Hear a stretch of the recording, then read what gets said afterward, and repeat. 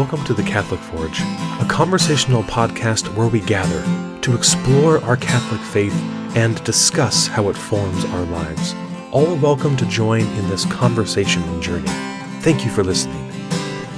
Hey everyone, welcome to the show. This is Eric in Missouri. This is Ben in Kentucky. And this is John in Illinois. We have done it at last.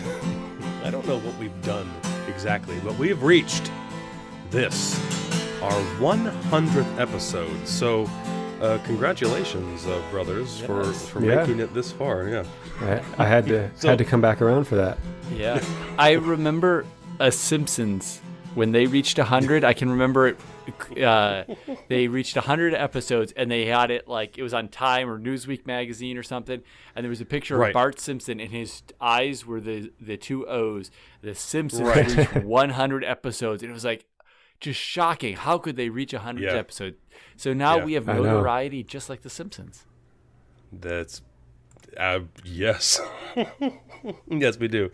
Yeah, no, and it goes without saying, I have not been on all 100 episodes. Eric, have you? No, because me and John did a couple. So I guess not one of us did all 100. We'll have so that's kind of appropriate that we all missed here and there, I guess. Yeah. But collectively, we put them all together. We put in the time. You know, it doesn't matter if you create something of value. Putting in the time is half the battle. That's right. Just showing up and breathing is what gets we you showed the up, raise. yeah. And this 100 does not include the five. John. The spoiler cast? No, the slider cast. Slider cast. Yeah. Little mini Bible studies we did. So that would be 105, but we didn't count it because that was kind of a beta test just off to the side to see how that would play. But indeed, 100 of the big episodes, and so this episode, kind of 3 or 4 parts. First, we'll just talk about the show itself and what it's been like. Some noteworthy moments, things of, insights that have remained over time. Favorite episodes, favorite conversations, most challenging things, all that kind of stuff. And then I think, have a conversation about what the world looks like 2.5 years later, because it is not the same world that we were enjoying, living in when we began the podcast. Things have changed even over this last period. It's hard to believe. In remarkable fashion. And then I over on the Facebook, I went and asked for some questions, and we got a whole bunch of questions that people sent in. Some are kind of the same-ish, and so we'll finish the show by answering them. Oh, and we'll also talk about kind of the future of the podcast, what we have in mind for the future for the Catholic Forge. But let's start with the podcast itself. I should have found the date of when our first episode went live. It was some time ago, and I guess, could I ask in the broadest sense, do you have any favorite or standout episodes or moments or one-liners, things that like you think of the Catholic Forge and boom, that's what comes to mind first? Does anything stand out like that for either of you? For me, definitely it's when Bishop Barron came on, and just congratulated us and told us what an incredible job we were doing. It was really kind of the highlight of the show for me so far. It was affirming. It lets you know something was going right. Finally, yes. I'm looking forward to that myself. Hold on. Backing up real quick, though, the first episode was posted on September 28th, 2016. Oh, okay. Why Podcast and Authentic Brotherhood was the title. First of all, let's just start there, because that was a real shock when John came out the gate with this pregnancy announcement business, which he had somehow hidden from my all-knowingness. That's right. Swung right out, and it just downhill from there, really, until we got into some more juicy stuff. So that was a lot of fun. And also, I learned a lot of other personal things that were really noteworthy, but that was special to kind of begin things with, and certainly being a family-focused, father-centric kind of podcast, that was a special moment to start with. Yeah, I had forgotten all about that. And along those lines, I really enjoyed some of that first handful of episodes. We had some really family-oriented, the dad guilt episode. Right. Still resonates. It's still something, Sure. I deal with and on the day-to-day. I found the antidote to that. It's more TV and potato chips. It wipes away all dad guilt. And the problems just go away. Melt away. But and then I don't know, this wasn't the first handful, but we did do you remember the More Than Roommates episode? Yeah. Talking about, how spouses can get in the grind of daily life with raising kids and they kind of lose that marital aspect of the relationship. Yeah, I really liked those themes always kind of resonated with me, but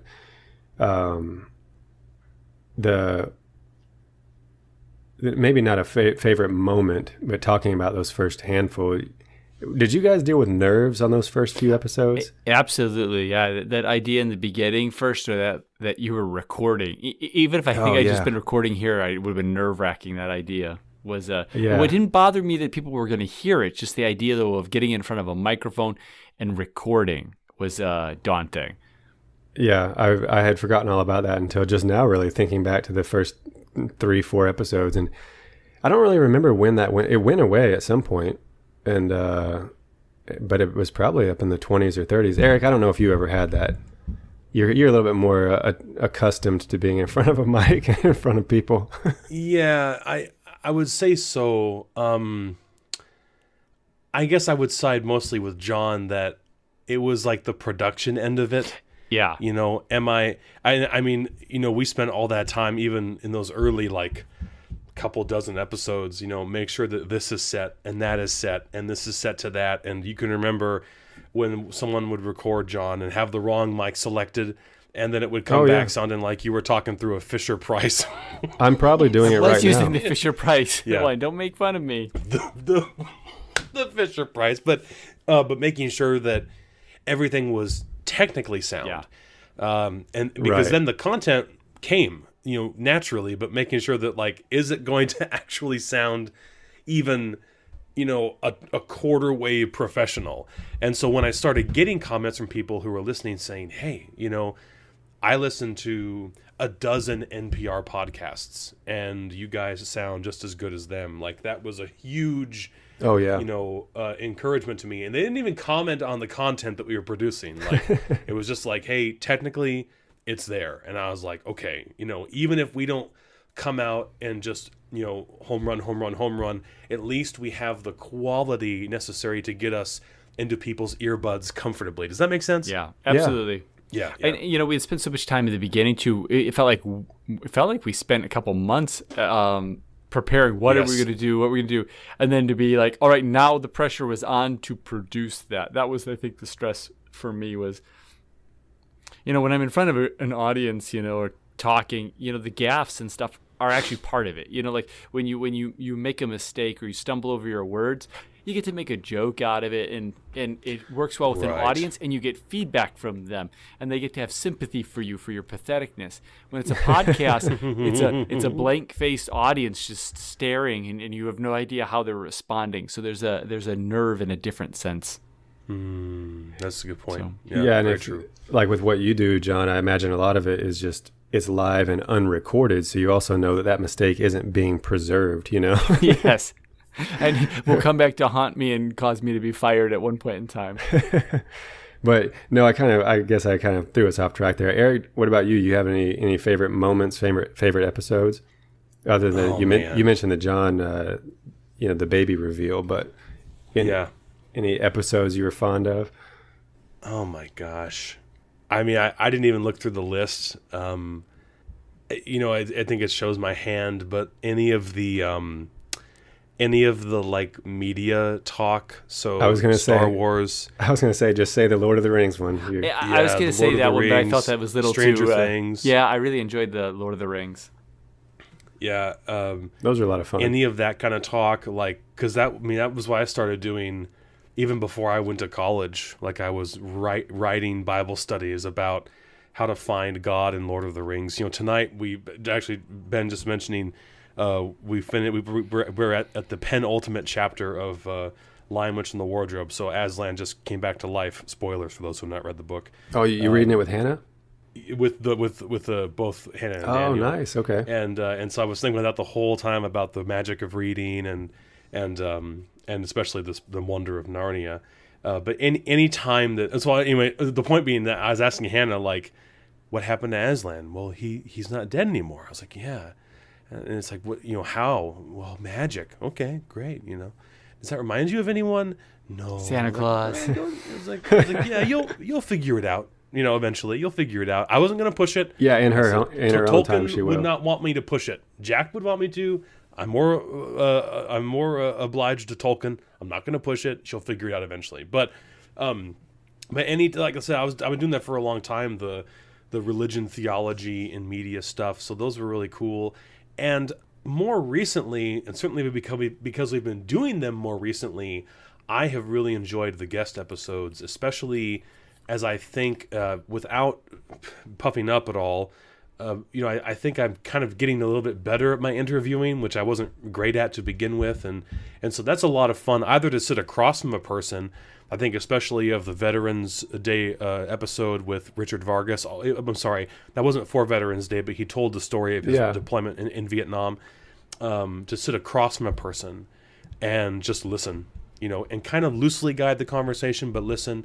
And even recently, to engage with other Catholic ministries. Yeah, Jaime Cortez Jaime Cortez's music ministry, Cassie with Every Sacred Sunday, Jonna with Catholic Women Run. I think that is awesome because we are kind of insular to begin with, and then we're finally like, let's just get together with these other people and people who, I got text messages the next day after the Every Sacred Sunday episode went live. I ordered it. I ordered the book because I heard it. I listened to the episode. Or nice. The Catholic Women Run. I went and found them on Facebook, and now I'm part of the group, and I'm doing their Advent Challenge or whatever That's it is. awesome. So that's immensely gratifying. The idea that we could have an effect on a bigger, larger Catholic community and helping to tie people together, if nothing else was accomplished by our efforts, that's it right there, that we've helped bring other people together. Yeah, Yes. and your interviews, they have been good because I've listened to most of them as a listener and as a fan because I don't want to say none because I may have been in on one or two, but for the most part, I haven't actually been in on the recording of any of the interviews. So right. I'm getting them just like everybody else is. I don't know anything that you've talked about. I don't even know the person. I haven't met them. So I feel like I'm listening to it pretty objectively, and Sure. yeah, they've kept my interest. I'm, just like as if I didn't know you or John or the podcast. It's been really good. So yeah, the interviews, the guests are nice to have, and I don't know where you find these people. A lot of times since I've been gone from the show for a couple months, I'll see a episode post, and I'm like, how did Eric even get hooked up with this person? Yeah, right.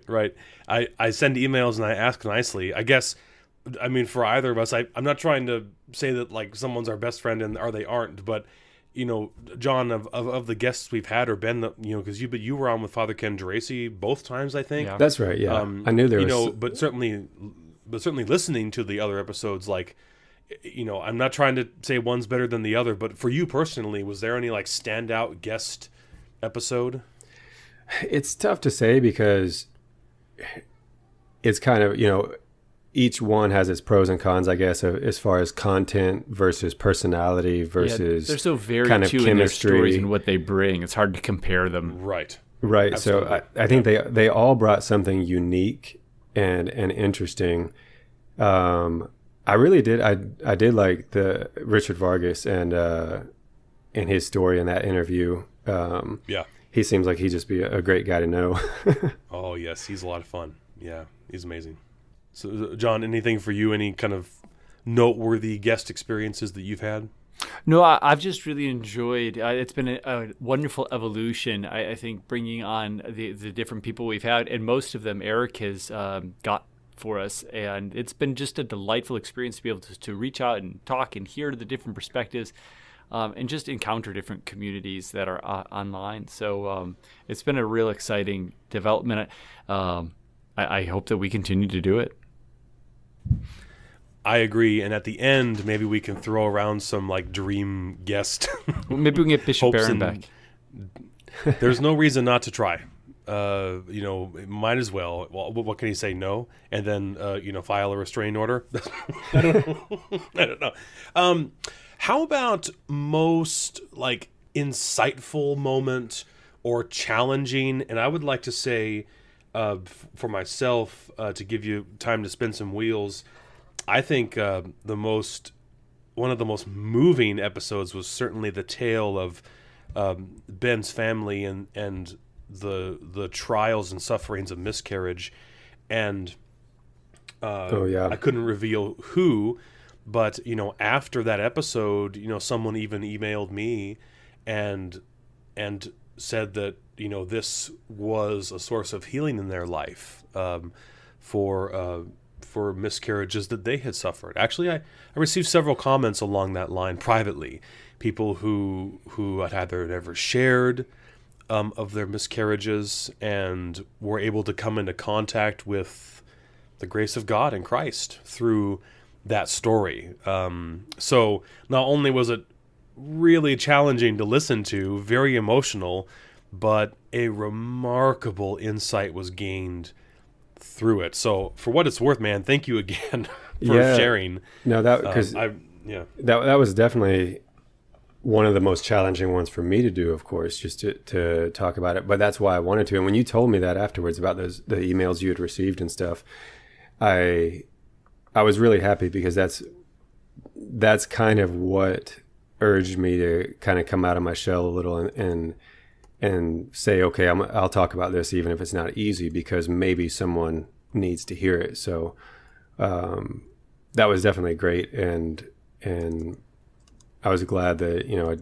I did fall on that end of the decision of doing it. And right. And actually, as a quick, have we mentioned it? Was it mentioned last time I was on here that Alice and I are expecting our third? I mean, you guys know, of course, but I don't know if any of the listeners know that Alice and I were able to get pregnant again, and that she's due in February. So to anybody that's, following up from that miscarriage episode and wants to hear a story of hope, then there you go. Sure.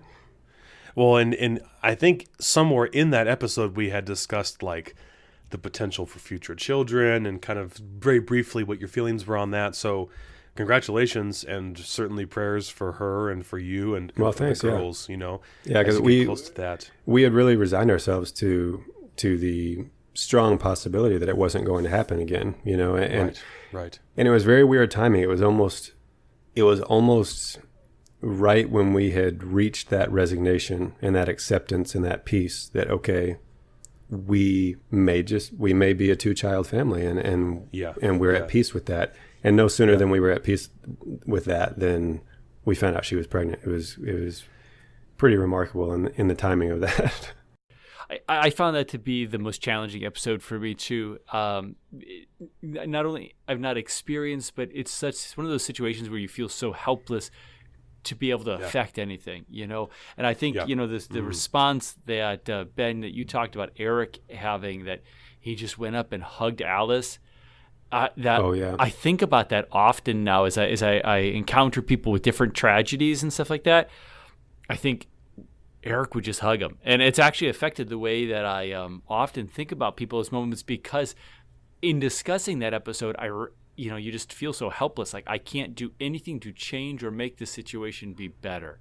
And that sense of powerless, all I can do is I can be with you. And so it's affected the way I actually see people too. So it was the most challenging. And it's also one of those episodes that has helped me. One of the things that has kind of affected my outlook on life is it gave me a concrete example to hold on to. How do I be with those people that are suffering like that? Yeah, I'm really glad, like I said a minute ago, I'm glad that I went through with it, because I was really on the fence, for the weeks leading up of whether I was going to actually go on and do that.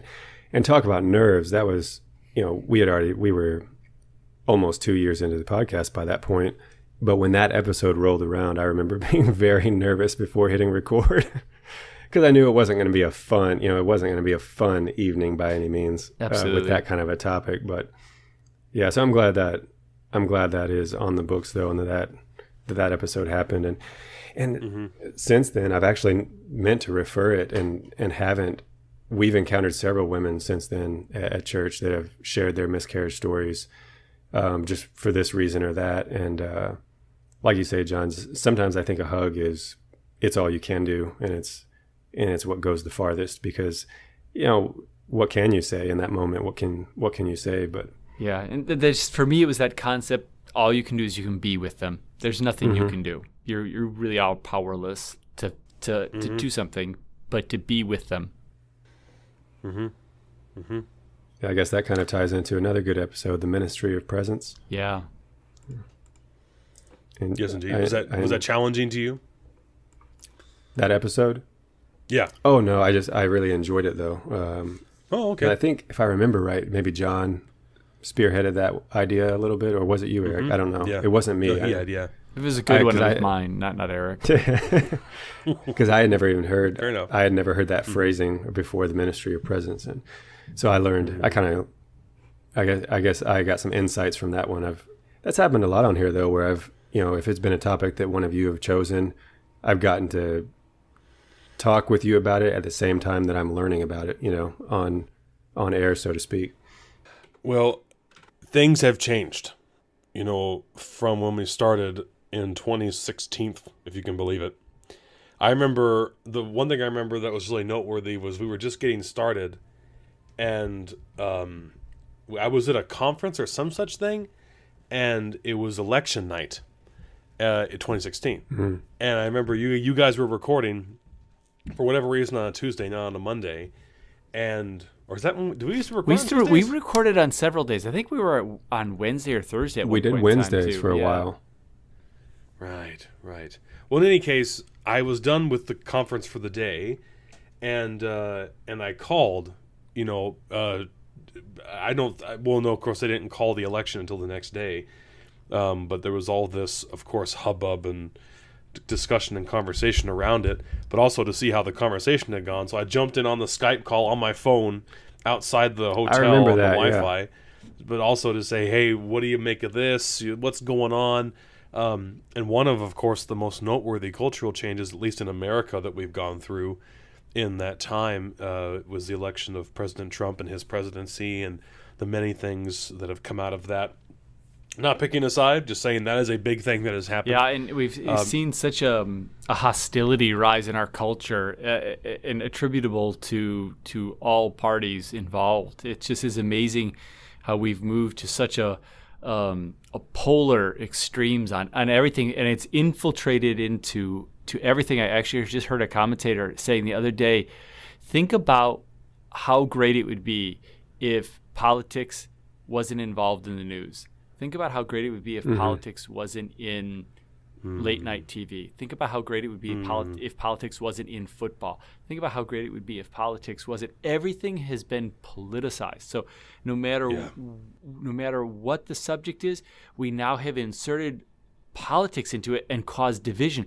Football, the school board, these things shouldn't be these major political fights, and now everything is so polarized. It's just such an amazing thing, this injection, over politicization of every possible topic.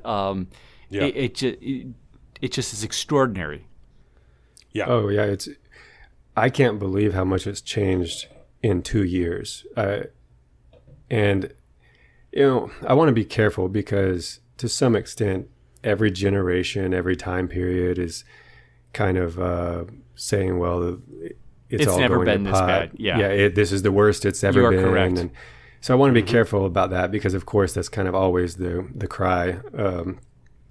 But I do still feel like it's true that in my adult life, I've never seen such a rapid kind of ramping up of, like you said, the hostility. Yeah, it's just that in injection just 2 short into every years. facet of life. Yeah, and it worries me. I majored in political science in college, and for someone who majored in political science to be pushed almost to complete apathy from the political environment we're in. I just almost check out a lot of days. I don't want to see any news. I don't want to form an opinion. It is just so volatile that kind of, to preserve my own peace and to preserve my own sanity, that I've just got to check out. And that tells me that it's bad. Like I said, if somebody who had the passion for politics to major in that subject can want to check out, then what are the other people who didn't even have a passion for it? What are they doing? Yeah. And I think along with that, I heard statistics on news outlets having to do retractions, and the rate at which they are having to do retractions, saying they come out with this sensational story and then have to retract it 12, 24 hours later, is just through the roof. It's just way out of the norm, the number of retractions. And so that so being ready to pounce without all the information, so ready to, that shows, so forget politics, that just shows a very brokenness in the heart of America, in our happiness. And I'm all for political parties fighting with each other. That's actually what preserves our freedom, that the government doesn't function well, that it does fight with itself. That actually preserves our freedom. That's the intent of, the federal papers say that, thing. 51, really get into that. But the idea, though, that we, the then injection of the politics into everything else, and then to make everything else so rancor is what is disheartening, because it has become an idol. The leftism or rightism, that has become an idolatrous thing now. It's not, and that's what's scary, is that we've replaced religion with with this other thing. This I don't even want to call it politics, but this whole ideology. It's a belief system. We did go over that in the Politics episode, POLY-TICKS, and we discussed that. The domination of division, and how even if you are not a political person, the spirit of division, and that might not be a stretch, has crept in, so that even if you are not, I'm not saying that it's the fault of politics across the board, but the way it has gone, you cannot disagree with anyone without being morally evil. And so disagreement and division are actually a good thing in a system like this. It's about that free debate of ideas, and it's about disagreeing. That's great. It's when I demonize you because you believe something different, that only what I believe could be morally good and virtuous. And so therefore, if you don't believe the same, you are actually evil and not worthy to be called a human being. They just did a study of a school, I think it was up in Seattle, that said that people that were of the right are not human. And it was like in the 90% that college students there agreed with it. Oh, yeah. That you're not human. So just that kind of thing, that dehumanization. But we've spent long enough that our top point, of course, is not to talk about this, but to see that evolution. Yeah. And, of course, another evolution that we've seen happen, not an evolution, a de-evolution, but we've had this the scandals come up again in the church. That has been just heartbreaking for so many of us to see such wickedness in the church, and from people that we demand and God demands more of. And so that's been heartbreaking and a challenge for us. It's another very trying thing for many Catholics at this time. Well, yeah, and I don't mind to put myself out there on that issue, just again, in the spirit of, if there's a listener kind of that resonates with it. I've struggled with that. As everybody, one of the episodes a long time ago was my conversion story. I will have been Catholic now for 10 years in April. So, I joined the church well after the 2001 Boston scandals broke, and I knew what I was getting into in that regard, and the sins of priests, that didn't deter me from joining the church, or it didn't make me question its truths or anything like that.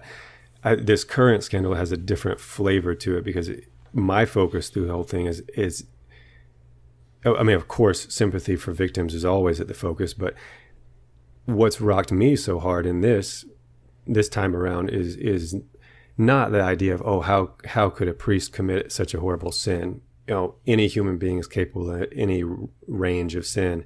That doesn't shock me. It's more this whole kind of how did the church not do something more aggressive about it, or even seem to cover it up? The bureaucratic focus of this time around is what's bothered me so much, and it has been a struggle. Talking about what's changed in 2 years, I mean, I can only speculate. It's a hypothetical. If this had broken 2.5 years ago when we were starting the podcast, I don't know if I would have jumped into the podcast, because I just don't know if I would have been in the spirit to talk about everything. You know, I think I would have just needed time to process and sure, and totally fair. So it has been a big hit. Yeah, to think that 2 years could make such a change. You know, it's pretty remarkable. One of the things that has been not comforting, but is at least most of what has come up in the last couple months has not been new allegations. Many of this is very old history, and we're uncovering it now, which is still just as disturbing, but it isn't a continuation of new cases of sex scandal. It's the discovering of what had happened in the past and how it was handled. And so it is appalling, and we need to demand more of our church. And in fact, Eric and I, and Ben, if you're interested, we're going to be doing an episode coming up on the brokenness of our church, and how is it that we can see that we are still part of the kingdom of God, and that the church is something that God has instituted but has very flawed and broken men in it, and how those two almost polar opposites can coexist in the church, and that it can be of God and still have very broken men in it. So watch for that episode. Yeah. And so let me tie those two things together, because I think that would be my point, is not only considering that Pink Floyd said it in the 80s, that division bell, the ringing of division, but also the scandals. As Bishop Barron said recently, he said evangelism could never be harder for members of the Catholic Church. Oh yeah, going either way, you know, and he said it with great boldness. He said, "Has there ever been a more well-timed attack on the devil's part? You know, to have all the missiles land at the exact same time." And that would be my meditation, is how the vehicle of evangelism has changed over these last 2.5 years. It is still fundamentally the same, but profoundly more difficult. That's a really good point. For evangelists. And Bishop Barron mentioned this just as he was launching the Word on Fire Institute, which is his dream is to have these places where lay people like you and me can be trained by Word on Fire staff to be evangelists in the culture. Just as he's launching it, literally asking people for money to sign up, support the project, boom, the scandals hit, the floor drops out, you know, and how can he ask for money of faithful lay Catholics in a time like this? Totally understandable, but he went ahead with the cause of evangelization, with the cause of the good news. And so set a great example for us, but that doesn't mean it gets any easier, and especially because when you're trying to enter into that conversation with another human person and you throw something out there that they disagree with, they're not likely to engage with you in spirited, lively debate. They're just going to turn you off and walk away. And I don't mind saying, I would never say who, but people have left friendship with me because of this podcast. You know, episodes came out and we have been friends for a long time in some cases, and I said things on the show they didn't like, and that was the end of our friendship, and they never came back. And so which is a price I'm willing to pay for the gospel. It saddens me that they didn't even come and want to, you know, enter into conversation over the episode in question. But all of this to illuminate that struggle of evangelism in our time. Yeah.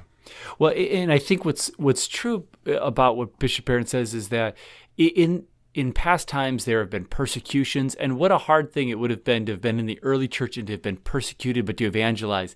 But in that situation, the evil is from without. And so you're standing against it. What is so hard about this time is there's so much evil from within. And so to say, it's so hard to juxtapose that idea that we have the fullness of truth, and yet we're still just as broken and wicked as other men. And that is something that is we must reckon with. And the church must address and must change. And so what a challenging time it is. But where sin abounds, grace abounds all the more. And so we just need to keep turning that over to God and keep praying for the grace to move forward. In some ways, culture has always been difficult to evangelize. And, if it wasn't Romans that were casting you into Colosseums and having you killed, there was some other challenge. There's always been gluttony and hedonism. And we see that throughout the Old Testament, and we see that throughout the epistles, when they're going to these different communities and preaching. There has always been the same things we struggle with today. We just need to find the will and the medium through which we are to share that message. The message hasn't changed, and it's a continual call.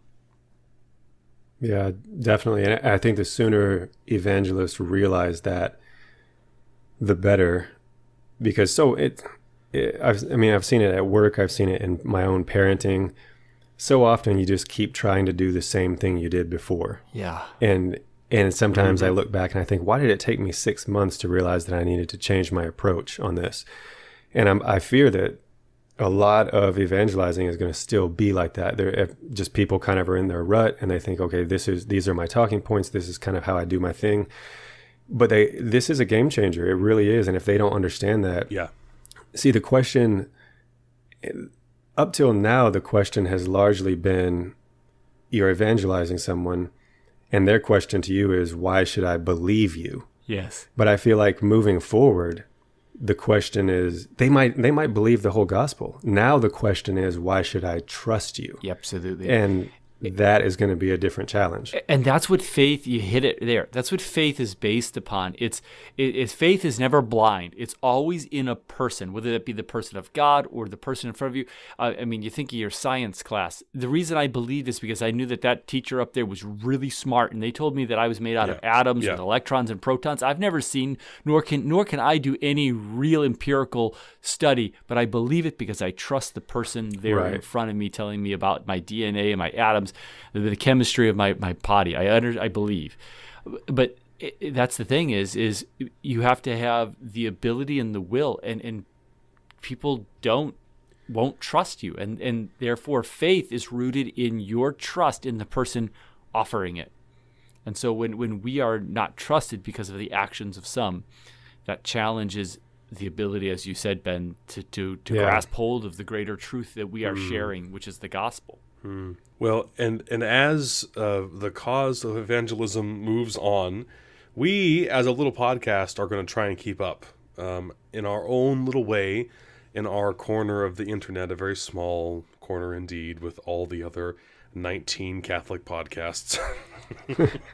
But we do have some ideas for the future, and I just quickly wanted to outline them, okay? And then we'll get on to some quick statistics, nothing to be excited about, but there it is all the same. And then we'll take some questions from the listeners. So, next year, 2019, whenever you're listening to this, we're going to begin just a little bit different approach to the podcast. The first being, if you recall those slider casts we did, they were indeed a beta test. And I put out the feelers again and I asked, how did that go? And what if there was a more consistent Bible study podcast available to you, if not daily, several times a week? And the response was wonderful. I mean, really, really good. Very strong. And so that kind of confirmed what we had been suspecting, and also what we had been thinking of in our own hearts, even as an extension of the Second Vatican Council, this return to the study of Scripture, to the study of the Bible. So, beginning in 2019, we will begin a journey through the Gospels with the Catholic Forge. Now, it used to be called A Year in the Gospels. But darn those Gospels, they're just too long. I tried to fit them all into, how many, John? 260 episodes? 260 episodes would have been 5 episodes a week, Monday through Friday, 52 weeks into a year. And I think when I got to episode 260, I was maybe in the 3rd or 4th chapter of the Gospel of John, which has 21 chapters, something like that. So it's going to take more than a year. I went to John and I said, what are we going to do? You know, I really wanted to get it in a year, but it was painful to only spend 7 minutes on the prodigal son, or the woman at the well, or John the Baptist, or anything, you know, feeding in the 5,000, you name it. And so we talked, and John gave me grace to say, you know, let's break it open a little bit. And so we're going to hope to start right at the beginning of the new year, but you should have a podcast in your inbox, if not every day, several days a week to begin with. And we're going to lighten the load a bit by bringing in guests. And Ben, you are no guest. You still hold the office and all authority of host, and so you are welcome at any time. Just quickly, I'll just get through it real fast. We're really serious about the time length, and it's going to go like this.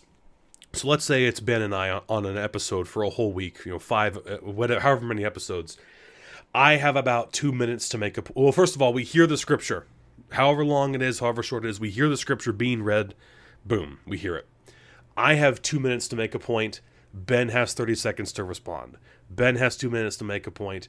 I have 30 seconds to respond. Then if there's something really exceptional that we both agree, like, oh, we cannot leave this passage without talking about this one thing, then we make a final point, and then we're done. 5 to 7 minutes, so perfect for your cigarette break, driving to work, maybe you can run a 7-minute mile, I don't know, whatever it is. Just a little morsel of Bible study for your day. And so we'll go from, you know, the beginning all the way through, and we'll see how that turns out.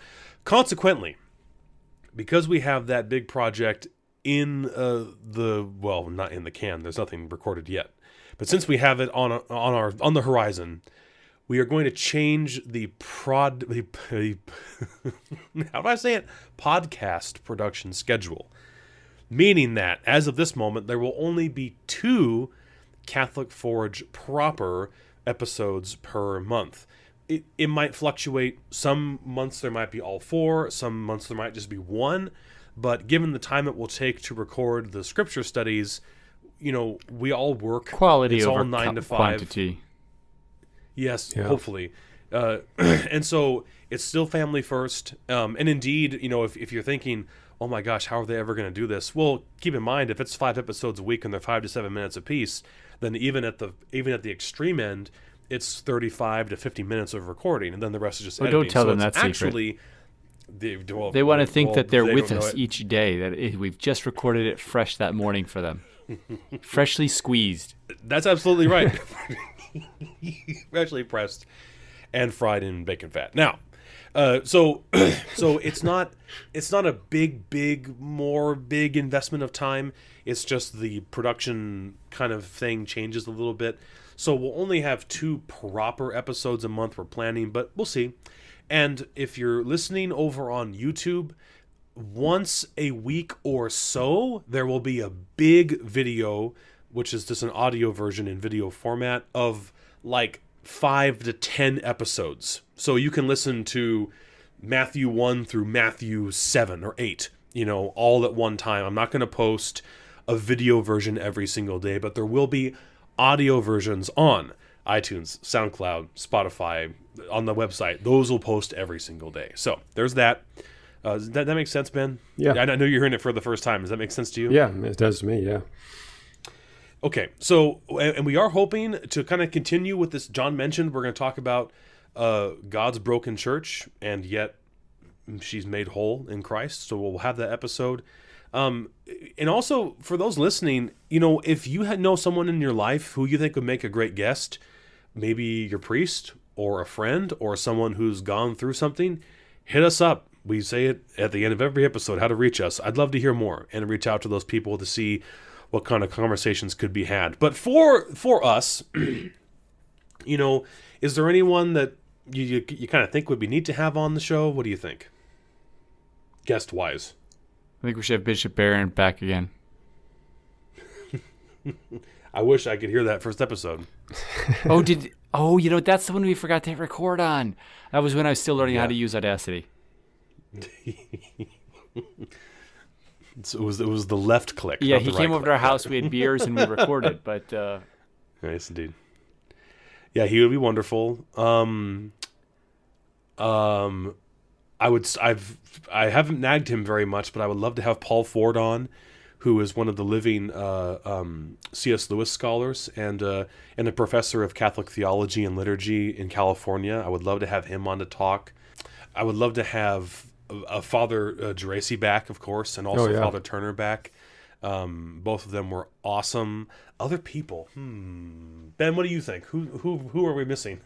Well, this still might be reaching high even for a non-celebrity bishop, but in talking about the Broken Church episode and then talking about guest, I don't know, Eric, I don't know how plugged in you are in your diocese.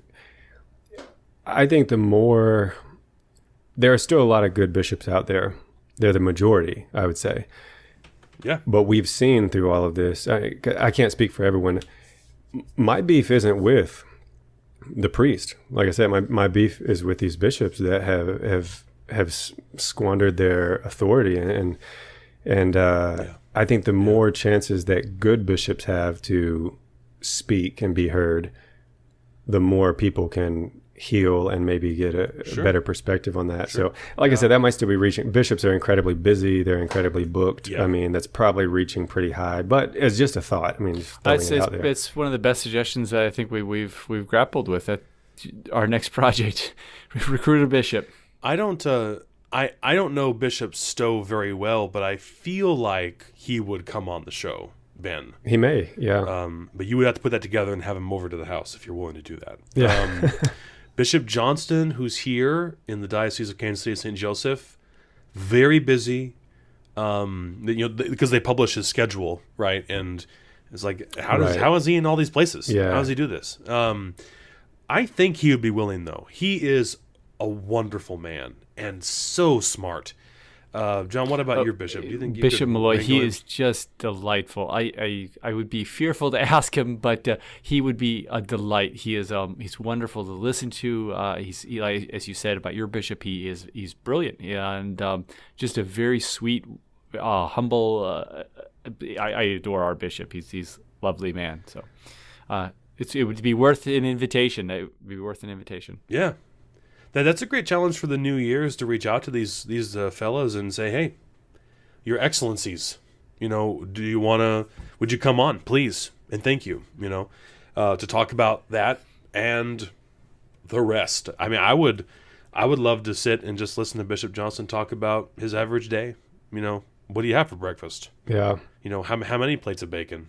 I mean, where are you at on that? So. And you can censor me on this if this is kind of throwing a stone, but because they are busy and they're incredibly overscheduled a lot of times, but I think that's part of the accountability on their end too, is they're going to have to realize that in this mess that we're in, all the solutions can't be solved with a policy. All the solutions can't be solved behind closed doors around a table of only bishops that then you send out a memo to the lay people. It's going to take some legwork on the ground where people, that's how you regain that trust, for people to be around you and to see you and to hear you, not you filtered through a PR person for the diocese or whatever. So it would be beneficial on both ends, I think. Yeah. Well, let me, those are great ideas, and thanks, Ben, especially for the bishop idea. We really should follow up on that. We will. Just real quick, as I've said before, we are on multiple platforms. I just want to read some quick stats from YouTube YouTube, of course, which is tied into Google, which is the world's largest search platform. As in, like, Google is the first one and YouTube is the second one. So this is considerable evidence of, I don't know what it says, but very quickly, if you're ready for it, here are the top 10 most viewed episodes on the Catholic Forge. Coming in at number 10, they just made it in, is Every Sacred Sunday with special guest Cassie. So they got it at number 10. Number 9 is special guest Robert Fiducia. What a great guy. So congratulations to him. Number 8, Star Wars. All 7, right. Ben and Eric's conversion stories. Number 6. No, it was delightful. Stupid Number converts. 6, minimalism. Oh, really? So there you go. Number For anyone who liked the minimalism one, go listen to the one on Black Friday. Yes, very much a follow-up of a kind. Hold on, what was it? 10, 9, 8, 7, 6, 5. Special guest, Father Andrew Mattingly. Who I really would like to connect with again. I haven't talked with him in a little bit. And just so you're aware, that had 84 views. I know that is not big in YouTube terms, but for how few subscribers we have, it's significant, especially with how the numbers are going to grow from here on out. Number 4, Why Podcast and Authentic Brotherhood, our Very first. initial That's just because it's so old. People have run into it. Yes, they do. Number 3, special guest Father Ken Geraci with 252 views. Now number 2, neither Ben nor John knew that I made this. I don't even know if they still know that I made it. But Was it a YouTube only release? No, I put the audio out. It was posted on August 29th of this year, so quite around the time that the scandals and everything were breaking. And Tori was she was telling me that in the bucket full of turnips, or whatever that group is called that she's on Facebook, that people were asking Fountains for of carrots. whatever it's called, cascades of coronaries. Hey, I don't know what it is. Those Anyway, women are doing good work, and we could use their plug. plug. You can't be making fun of their name all the time. Let's have them come on. That'd be great. But someone was on there was saying, does anyone have a recording of the Chaplet of Reparation? And so these links were getting thrown out there, and no offense to these people who were doing them, but they were really bad. There's one guy sitting on his couch wearing an American flag shirt, which would trigger John, of course, and he's got his rosary. Hey, y'all, we're going to pray to Chaplet of Reparation. In the name of the Father and Son and the Holy Spirit, amen. Oh my God, I love thee. I'm kind of dressing it up. But they were not great recordings. And she said, hey, you're not the worst. Could you try this? You're not the worst. And I said, I said, sure.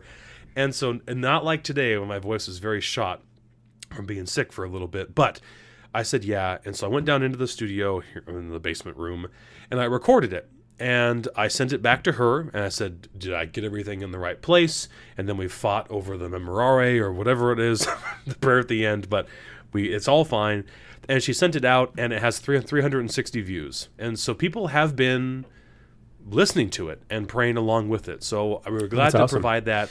And I just put it under the Catholic Forge, hoping that people would perhaps come into contact with other parts of the podcast. All right, get to number 1. So, is it my anxiety number episode? 1, you already know what it is. It's the anxiety episode that I created. That is not true. Dirty rotten liar. So just to be sure, the Chaplet of Reparation has 360 views. That's number 2. Number 1 is 1,160. Wow. Let me run the show more, Eric. I don't know about that. Broke 1,000. Some people, maybe you should show a little humility and be the last. After we just listened to 5 minutes sir. of you and your humility of reparation thing. That's right. Did you hear how well it went? Yeah, 700 The less writing's than on mine. the wall.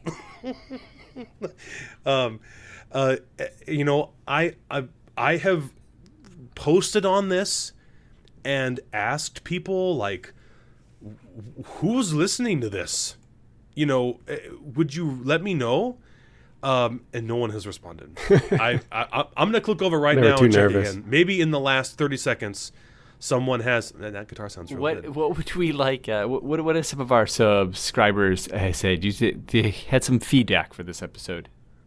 nothing. There's one guy who wanted to collaborate, Chris Agron, who has another Catholic YouTube channel. That's the only. It says, "Hey, I love your podcast. I would love to collaborate at some point," and that's it. So, thank you, Chris. I don't know what is going on there. If someone like dropped their iPod in the trunk of their car.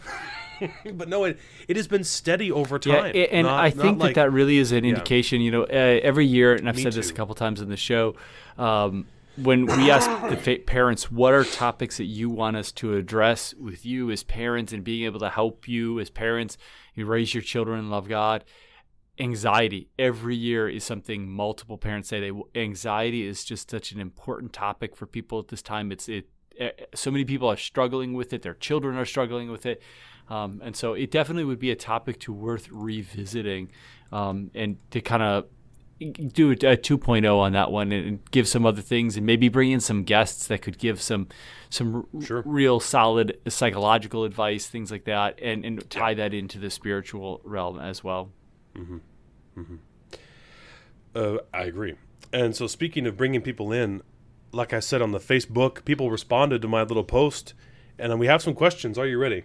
We will try to go quickly. Hit us with it. Joe writes in and says, "Congratulations on this achievement, my friend." No question. Thank you, Joe. Thank you, Joe. Brother. Thanks. Scott writes in, "What do you like best about podcasting? Also, congratulations." And since Scott lives in Kentucky, Ben, would you answer his question? What do you like best about podcasting? That's pretty cheap. Throw that at me. I didn't even know. There are no other Kentucky residents on the rest of this list, so that is the only one I can peg you with. Well, honestly, I mean, if I just give a selfish answer, really it's just chatting with you guys about topics that I love to talk about anyway. I mean, I could, there's a noble aspect, I feel good, connecting with the community and the internet and all that. But if I'm not filtering it, top of my head answer, it's just going back to episode 1, what we set out to try to do, kind of that kind of best you can do from a distance, sitting around the campfire experience, Agreed. So that's what I'd say too. It's the experience of it in itself, that exploration of the ideas that we're having out loud, and not always perfectly, not always articulately, not stumbling over our words, but just that exploring the ideas that we're going to get. And often, because we don't have a script, we don't know where we're going, there's a lot of new thoughts that come in that process. As you talk to Eric, he has this, and Ben, you've got this, and it's a real wonderful growing experience. Mm-hmm. Tori writes in, that's my wife. For each of you, actually we kind of answered these questions. For each of you, if you could have any person currently living on Earth on the podcast, who would it be? Tori. Well, she's obviously asking more in like the hypothetical question vein, saying like absolutely any person. I don't know. Even here, I don't know who I would say. Honest to God, truly, the first hipfire answer is Jerry Seinfeld. But I have listened to like every interview he has ever done. I feel like I know what he would say, and so it would just be fun to talk with him and hear about his life. But having watched all of the conversation in Cars, Coffee, Comedians, Cars. Watched every single one of those many times, and I was like, Bishop Barron is the same way, if I'm honest. I feel like I know what he would say. He'd say, well, I'm at the Catholic Forge, and what am I doing here? Well, what do I mean by that? I feel like I know what he would say. So I don't know who I would say, like a dream guest. John, what do you think? Or Alice Ben? and Tori. Anyone that like Alice and Tori. What about Cecilia? Well, she's been on the show. Yeah, but I talk to her all the time, so I still want to have a wife episode where all our wives come on and mock what we do and do it so much better that we will retire. Yes, indeed. I got to get my wife to talk to me before she talks to strangers. Oh shoot! She's an introvert. She's I think I'm sure I've mentioned this on here before, that we are kind of flipped in the traditional roles of the stereotype is that women gab all the time and men are the silent type. In our marriage, that's I'm the talker and she's very quiet. But hence I guess me doing a podcast and her not. Fair enough. That's to Tori's question though. That's on the spot. An answer came to mind, but I feel like it's a fun question, and I feel like my answer is a not fun answer. So I'm trying to think of a little bit lighter of an answer. I wouldn't mind having Mark Hamill. Ah, yeah, Luke. I'd like to shake him and say, "What did you do? What happened there? Why did you agree to Ryan Johnson's? Yes. You had a lightsaber in hand. Why didn't you make use of it?" But I digress. And then Peter get him to Jackson would sign. be somebody that would be wonderful to have on too. Yeah, that would be a great episode. Yeah. And then she asked, "What is your favorite episode?" Which we kind of answered before. So Ben, were you good on that? Yeah, if you think Tori will let me off the hook for not answering. If not, Yeah, she will, if not, I'll give the top of the head, like I said, or like what'd you say, from the hip. Yeah. So you know your wife best if she let me off for not answering. Go ahead and answer. Yeah. Yeah. It's not that it's not that negative. It's just Sure. It's in the vein of what we've already talked about. I think I would have Pope Francis on. I'd like to be able to look him in the eye when he's answering questions about this stuff. Shake him down. And again, not have that. We just as regular people, we only get our information through a media outlet. It's filtered. It's crafted. It's agenda. Yeah. It doesn't hit you the same way as a conversation where you can look somebody in the face and just say, what'd you know about this? Did you know anything about this? What's going on? So honestly, if I could have that wish today with the stuff that a lot of us have been struggling with, I think it'd be him. Just go straight to it and be like, hey, let's talk about it. I'll stand by that. Carol from Oregon writes in, "Wow, congratulations, Eric. I really enjoy listening to them. No question. Thank you, Carol." John from Tennessee writes in, "First off, congratulations on getting to episode 100. My question is," this is my dude, John. Okay, he's going to swing hard. John, I'm going to throw to you. Get ready. Where do you get purgatory in the Bible? And do you have to be prayed out of it by a priest? Or is this a misconception? John, go. We get purgatory from several spots in Scripture. If we look in Maccabees, we see right there, there's a prayer. There have been soldiers that have died. They offer money and prayers at the temple for them, and they say, "This is good and pleasing because it is in mind of the resurrection." We also see other references about being purified in the furnace, but eventually being saved and having those things. So when we're not looking, the idea is that it is a state of his existence.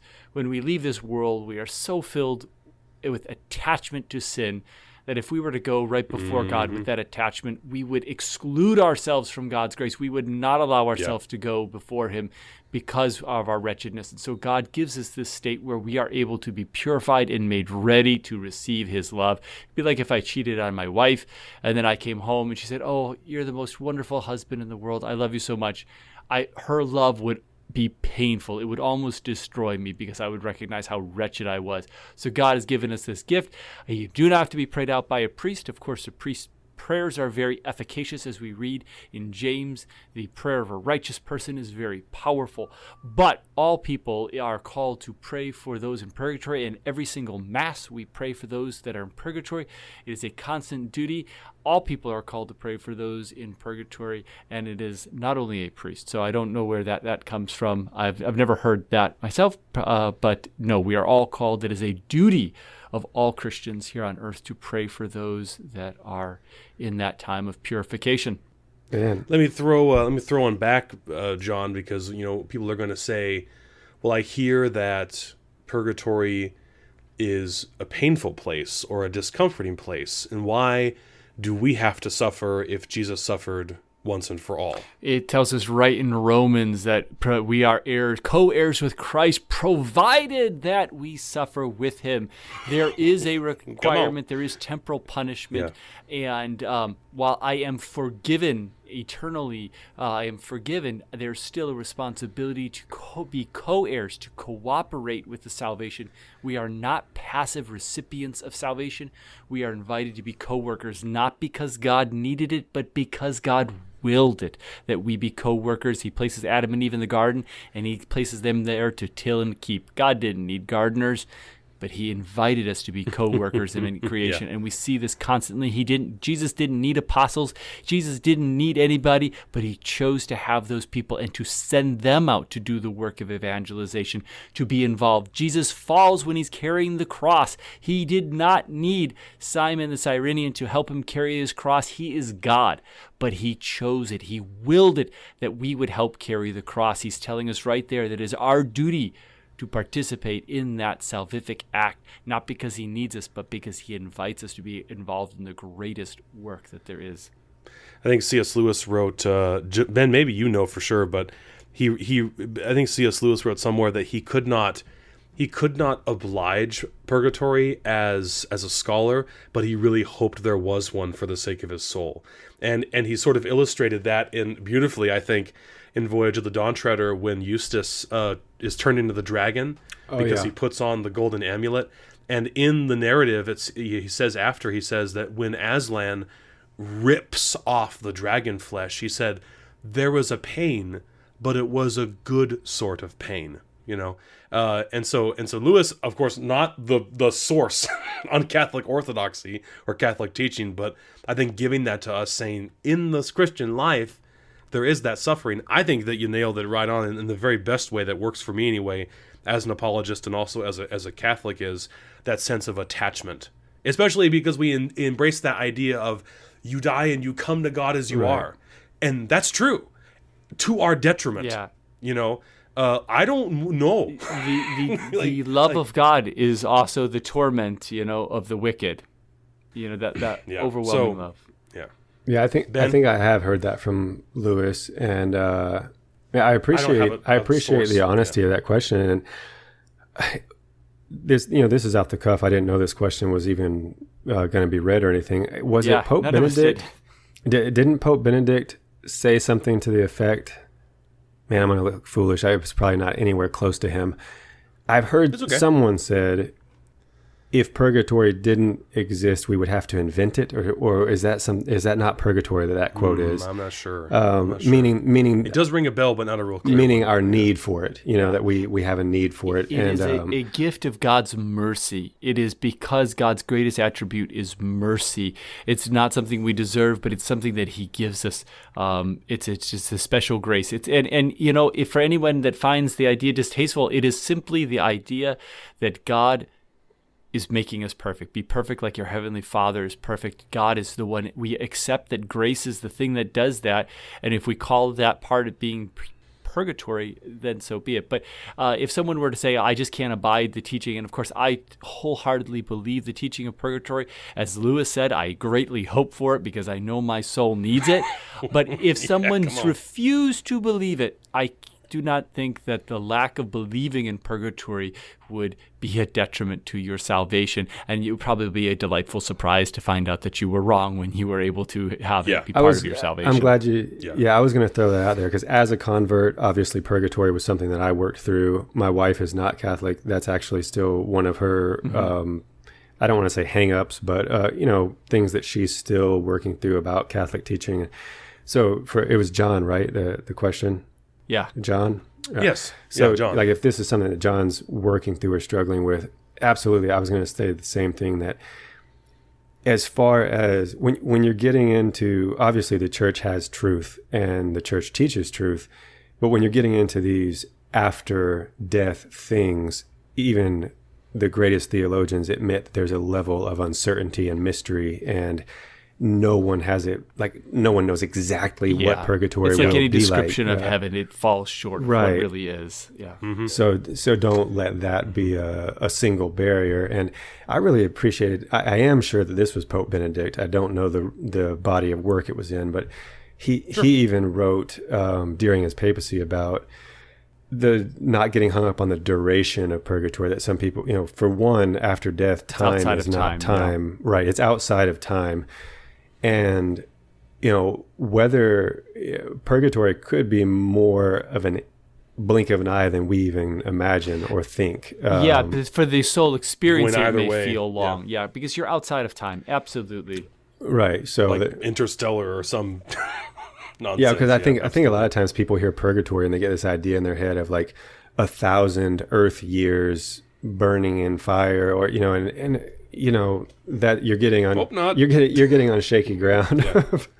Yeah. Of that. So that gave me some comfort when Pope Benedict kind of said, hey, don't get too hung up on the time issue or the duration issue or whatever. Yeah, that's why it's often it's a state of existence. It's the time in which God purifies your soul so that you are ready to, without reserve, allow his love to wash over you, to purify you so that you are ready for that. Well, I'm going to talk to John here in a couple minutes when we start playing Overwatch, and I will tell him that we gave him a lot of time. We did. but a just amount of time for a very serious and important question.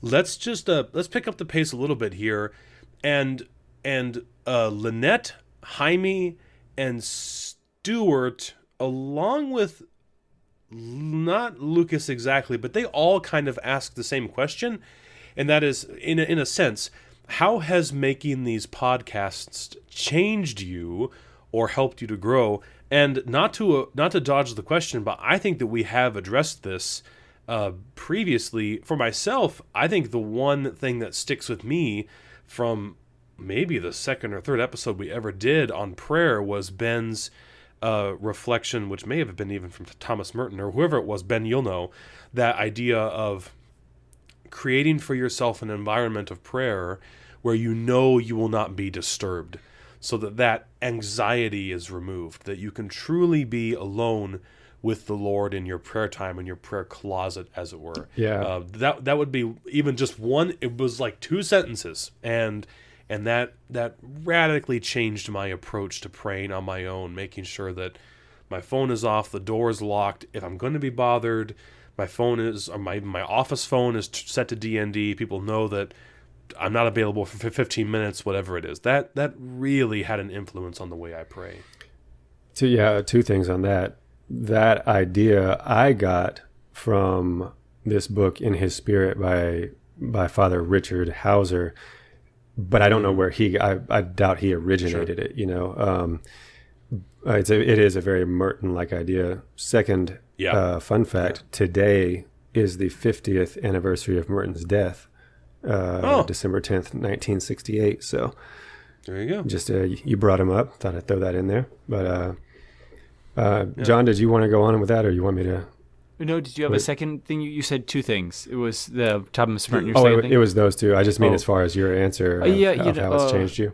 No, my thing would be more the not a particular moment, but I see in my life. I now look at my marriage and my fatherhood through the lens of the 2 of your eyes. Like, as I'm raising my voice at one of the children, or kind of like arguing with Cecilia, I think about things that we've said here, and I'm like, crap, you need to be better than this, And so that being the challenge that both of you have presented to me about being patient and loving and surrendering self, that's the thing that has been most effective for me in my life, and that goes beyond my family, but that's where I see it most. I'll be in an argument, and like something that Eric said or something Ben said will pop in my head, and I'll be like, oh, stop, So, but it'll even happen at work when I'm working with somebody or talking with somebody. It'll happen. So both of you live in my head and are constantly there. Eric is, I think, probably the devil, and Ben, you're the angel on my shoulder. But, right. Well, that's flattering. Yeah. Did Ben? Did you have a chance to answer that? Oh, not really, but He's dodging. No, I'll be quick. I actually, I'd like to dodge it. I'd actually kind of piggyback off yours, John. It was just the influence of you guys in fatherhood and in family life, and bouncing ideas, about our marriages off each other, and it's been really, really comforting and inspiring. But as far as just the medium of podcasting, it's forced me, which people are going to hear this and be like, yeah, right. I'm glad you think that. It's forced me to hopefully to kind of solidify my ideas a little better on topics, because if you're about to, to put something in a sentence, it's got to be a little bit more concrete in your head than if it's just floating around in this cloud of ideas, which are, how I do most of my thinking. I don't write anymore. Ever since I've been out of college, I don't, write essays or any kind of, report type work. So this has given me a chance to really focus my ideas a little more on these topics that we talk about. So I think that's changed me for the better, because then I would start to, as the weeks went on, I'd start to think about something, and then I'd think, okay, how do you condense that idea, or how do you get that idea across a little better? And like I said, the joke might be on me, because I don't think I've probably always done that great. But so yeah, it's been a strengthening point of it. We are running a little long, so with apologies to Stuart and Pastor Lucas. However, these are excellent questions, and I will put them in our question reserve basin for another time, into our reservoir. But thank you to everyone else, to Karin, Jaime, Pastor Lucas, and Stuart, who wrote in. Our last question is a little more fun. It's from Anonymous. And this person asks, will you ever change the guest question? And if you did, what would it be? And they, of course, are referring to which superpower would you most like to have and why question that we ask every guest on the show. I don't know if we would change it. I like it a lot, but they did suggest, they said, how about something along the lines of either all three, or pick one of, like, if you were on a deserted island, what's one song, book, or movie that you could have with you? Or maybe even all three, which could get a little long at the top of an episode to talk through all those things.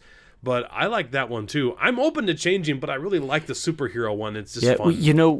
I think was it Jana that had heard the question? She was aware of the question beforehand. Yes. I was ready. I actually had when we then began talking.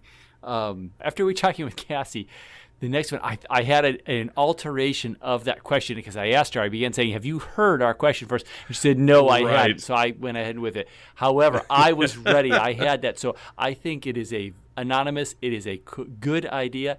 And there is something lurking for someone that reveals that they have heard our secret question. Mm-hmm. You need to come up with one of those horrible, hypothetical, like moral dilemma questions where... like a hostage situation type, where no matter what you do, you're committing some kind of evil. It doesn't seem to be any kind of proper action possible, and then hit him with that. Could see about that. Yeah, start off on a dark note for the episode. All right. Well, we have had a talk, haven't we?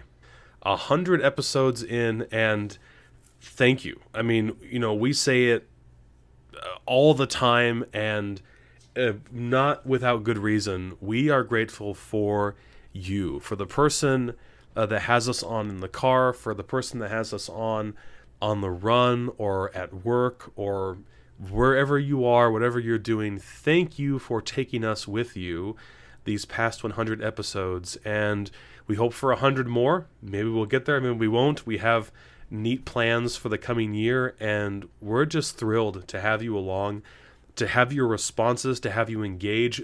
It's been the same from the very beginning with that that intro that I recorded standing up in my office, episode holding 101 the microphone in my hand. Dun, dun, dun, dun. I think so. I think it's time.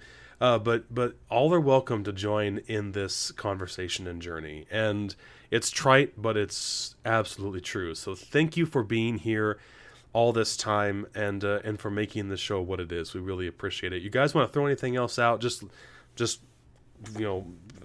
last thoughts. Just thanks to you guys for having me back for episode 100. That was fun. Oh yeah, man. Absolutely. As we began episode 0, which we have fondly reflected upon, I had announced the birth of our child. Here on episode 100, I get to announce once again, Cecilia is with child, and are you kidding me? We will be having another child. So Cecilia was worried if we go to 200 episodes, what will happen? But I promised her, so we will never make it there. Yeah, so when we get... Man, congratulations. So we have another child, Wonderful. And hopefully it will be, what is it from The Godfather? I hope that your first child is a masculine child. So hopefully it will be a boy. Wonderful. Man, that's awesome. Good for you, man. That's awesome. Good for you. Congratulations. And thank you to everybody for listening. And thanks, Eric's mom, for keeping us up. Yes, indeed. Well, this has been, for the 100th time, this has been the Catholic Forge. Thank you for listening. We'd like to close, as always, with a prayer and a blessing. May God the Father, and God the Son, and God the Holy Spirit bless you, guard you, and lead you to eternal life. In the name of the Father, the Son, and the Holy Spirit. Amen. Amen. Thank you for listening to the Catholic Forge. We hope you've enjoyed this episode and will leave us a positive rating and review wherever you listen. How about 5 stars for, you guessed it, 100 episodes. You can help out the show in a big way by sharing it with your friends and family. As always, you can and you should, why not? You can continue the conversation with us on Facebook and Twitter. And to get a hold of us, you can reach us at thecatholicforge@gmail.com. For more information regarding the podcast, visit our website at www.thecatholicforge.com. We especially thank our extremely patient wives for their continued support since the advent, John and Ben and Hannah, of this project. And we thank you very, very much for listening. We have to leave that in for all of the episodes during Advent.